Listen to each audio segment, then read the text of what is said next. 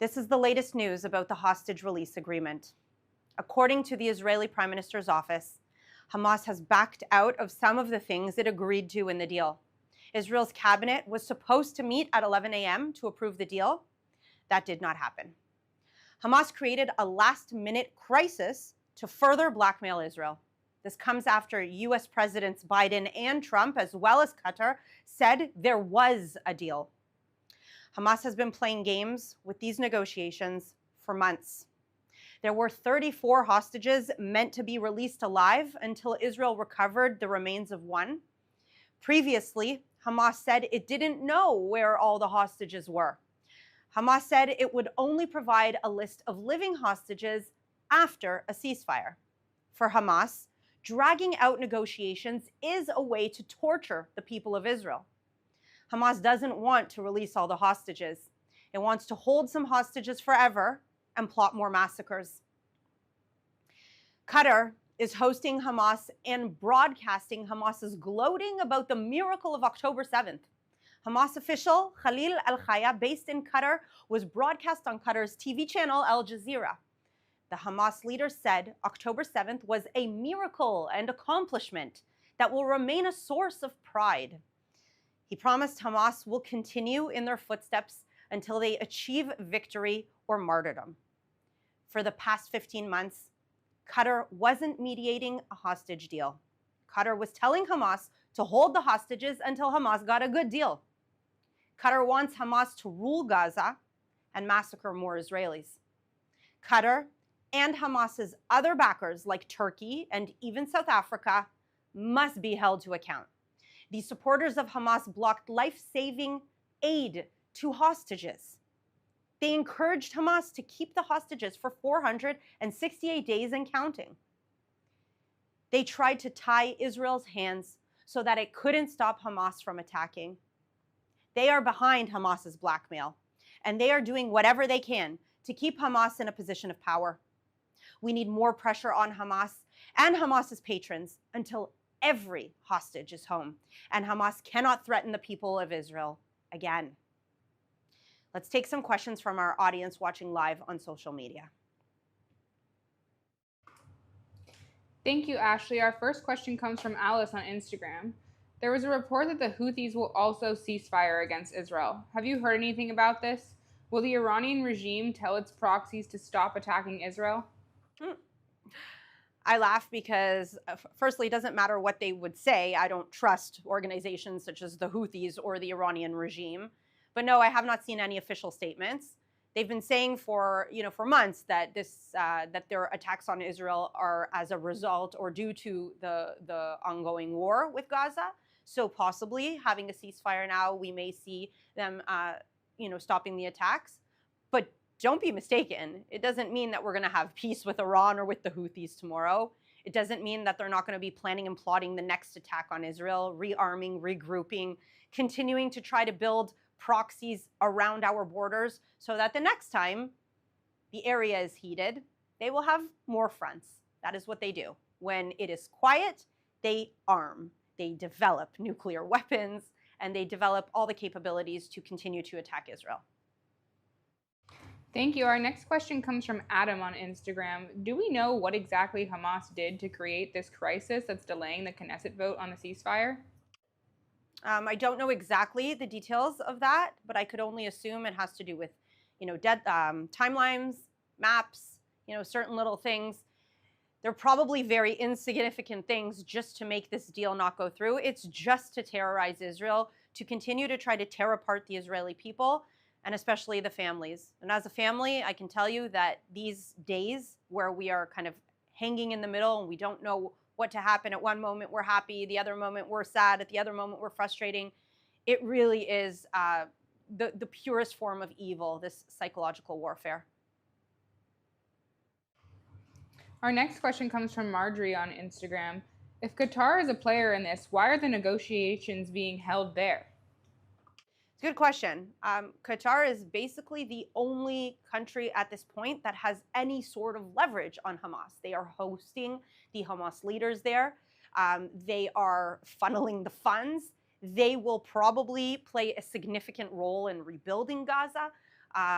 They have been funneling the money to Hamas to continue to indoctrinate the people of Gaza. And so they are the only people who have any leverage, who have any direct ties to Hamas and its leaders. And therefore, unfortunately, they have to play a really significant role in mediation.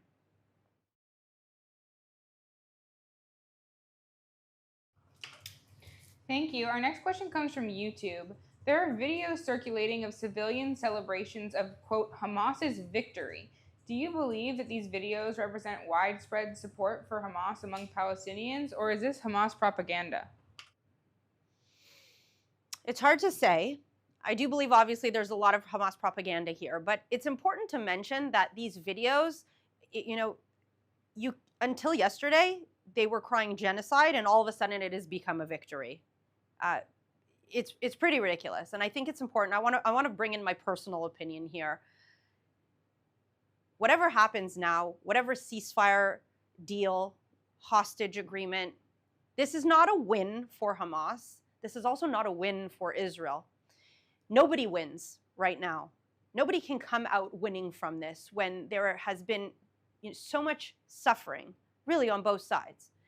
And so those images of so-called celebration, my personal opinion is that it does not represent the people of Gaza, but the people of Gaza who want to speak up against Hamas and blame Hamas for the destruction and for everything we have seen over the past 15 months, they can't do it because they know that right now Hamas is still there, they still have power, and any opposition that people will try to show now within Gaza, we know what Hamas does to its opposition.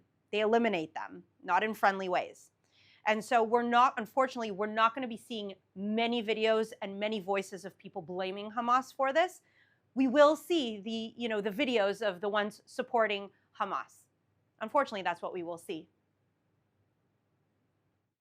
Thank you. Our next question comes from Lizzie. Do you think that President Trump's all hell to pay threat has led us to this moment? Personal opinion is absolutely. There isn't much that has changed. There are some nuances in the details that have changed between the deal that was on the table in May and the deal that is now hopefully going to be approved. The only thing that has changed since then is Trump coming into power and not only being able to really pressure Qatar and to bring Hamas to the table and to agree to the deal, but also its pressure on the Israeli government to make sure that this deal happens on both sides. Now, do I think that it is the same type of pressure that is being put onto both sides? No. I think that, and I hope, and again, this is just speculation and just, again, my hopes, is that the Trump administration, which looks like from right now, it looks like they understand Israel's situation. They understand that in order to pursue this deal, Israel needs to know that the U.S. administration will back it in defending itself when it needs to defend itself. And that I believe that plans are being made for the day after. So what is going to happen after Israel slowly pulls out its forces from Gaza? And we see that Hamas is going to try to regroup. And so I believe that knowing that the Trump administration will support Israel allows the Israeli government also to accept a deal that is not a good deal for Israel. But we know that we will have the support in the future when we will need to enforce our security and our safety.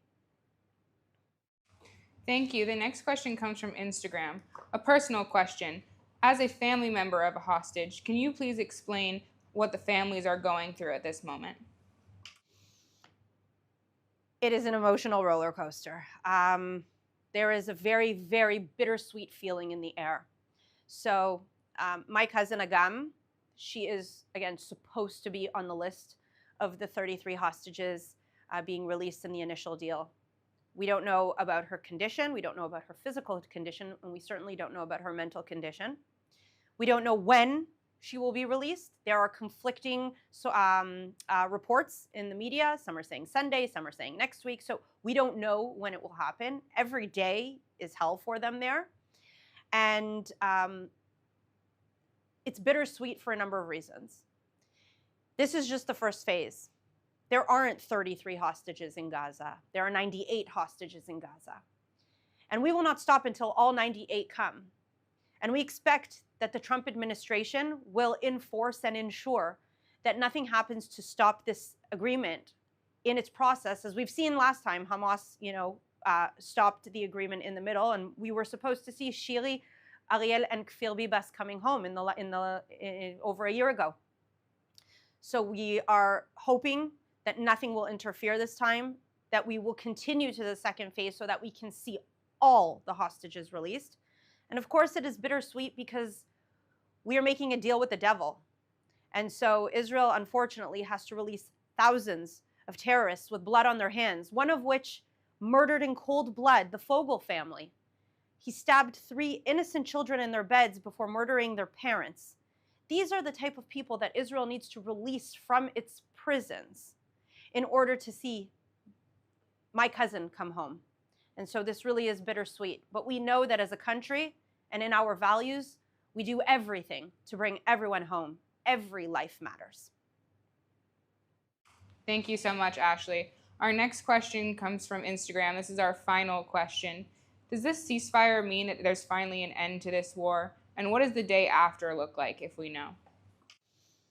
So we must remember that we've had multiple ceasefires in the past with Hamas. Ceasefire does not mean truce. It does not mean peace. It does not mean that there are not forces in Gaza that want to continue to regroup, rearm, and it doesn't mean that their motivation to destroy the state of Israel is going anywhere. And so don't be confused. This ceasefire is something temporary. It means that we must move to create an environment where there will be peace. Now, this is something that both sides need to work on. This means that, in my opinion, we need to see the Abraham Accords continue. We need to see countries like Saudi Arabia and the UAE and Morocco come in and help us rebuild Gaza, give a real future for the people of Gaza, to make them not want to destroy the state of Israel, but rather live in peace with the state of Israel. Because that is what the people of Israel want. They want to live in peace. We don't want to send our children to war. We don't want to send our young men to be soldiers. We want to live in peace. And so the day after has to involve our Muslim and Arab countries that are willing to join forces to bring a real change to the Middle East. And of course, not forgetting that there is still the overarching threat of the head of the snake, which is Iran. And we will not stop until their regime is brought down and freedom is brought to the people of Iran. Thank you very much. That's all the time we have today. Thank you for tuning in. We will be back tomorrow, 3 p.m. Israel time, 8 a.m. East Coast time. Thank you for watching, and let's hope for good news.